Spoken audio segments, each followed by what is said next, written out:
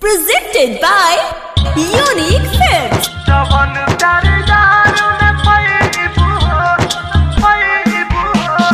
DJ Bombay Digital. Presented by Sunil Divana.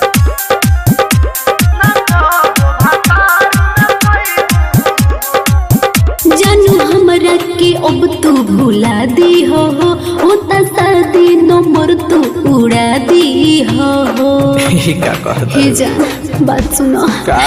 जानू हमरा के अब तू भुला दी हो होता शादी नंबर तू उड़ा दी हो भोले ससुरा में तू चल जाइबू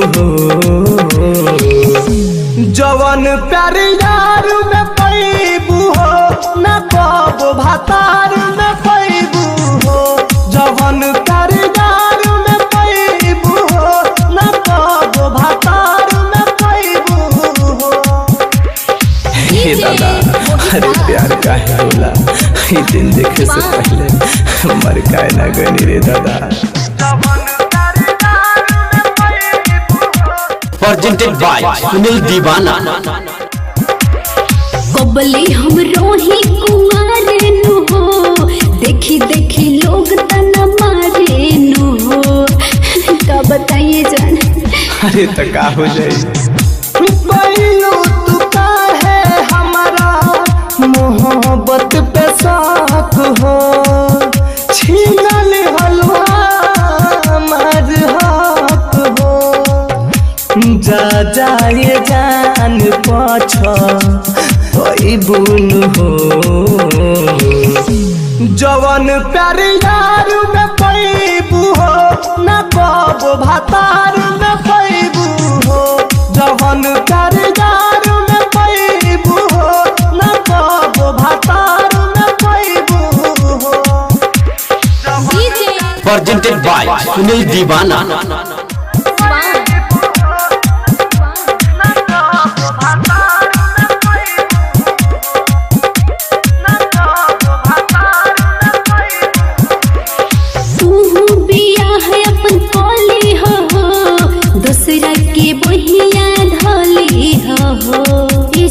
बात मान जा अरे कैसे मान जाई रे घायल मेर तुम जैसे कबो नहीं होई जिंदगी में आवे और कोई पर कस के जियते मुँह आई बुन हो